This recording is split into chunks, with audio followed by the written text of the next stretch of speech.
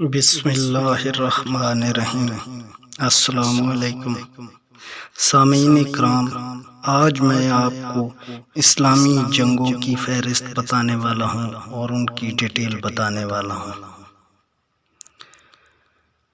اسلامی جنگوں میں کئی جنگیں رسول پاک صلی اللہ علیہ وسلم نے لڑی، ان کو ہم غزوات کے نام سے جانتے ہیں۔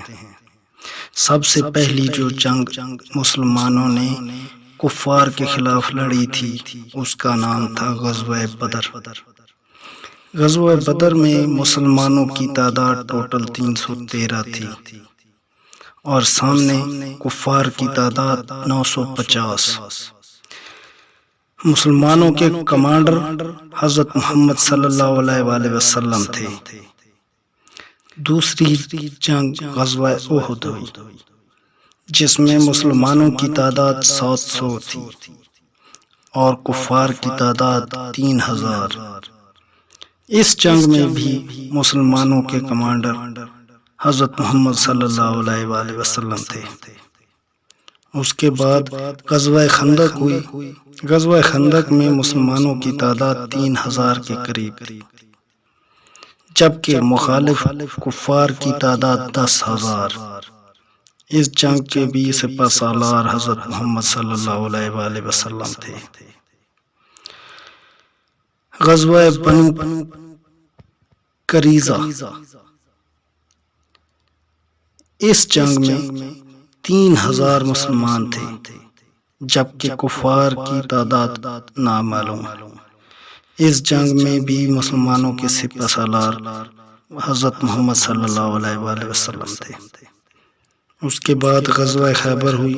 غزوہ خیبر میں مسلمانوں کی تعداد 1600، جبکہ مخالف کفار کی تعداد 14,000 تھی۔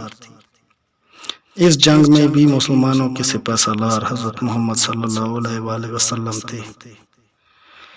جنگ موتتا ہوئی۔ جنگ موتتا میں مسلمانوں کی تعداد 3000 تھی، جبکہ کفار کی تعداد 1,00,000 کے قریب تھی۔ اس جنگ میں بھی مسلمانوں کے سپہ سالار حضرت محمد صلی اللہ علیہ وسلم تھے۔ پھر جنگ حنین ہوئی۔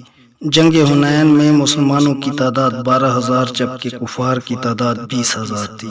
اس جنگ کے سپہ سالار بھی محمد صلی اللہ علیہ وسلم تھے۔ پھر جنگ یرموک ہوئی۔ جنگ یرموک میں مسلمانوں کی تعداد 40,000 تھی، جبکہ کفار کی تعداد 2,40,000۔ اور اس جنگ میں مسلمانوں کے سپہ سالار حضرت خالد بن ولید رضی اللہ تعالیٰ عنہ تھے۔ اس کے بعد جنگ یمامہ ہوئی۔ جنگ یمامہ میں مسلمانوں کی تعداد 13,000 تھی، جبکہ سامنے کفار کی تعداد 40,000۔ اس جنگ میں بھی مسلمانوں کے سپہ سالار خالد بن ولید رضی اللہ تعالیٰ عنہ تھے۔ سامعین، اگر آپ کو میری ویڈیو اچھی لگی ہو تو کائنڈلی چینل کو سبسکرائب کر دیں اور بیل آئیکن بھی دبا دیں۔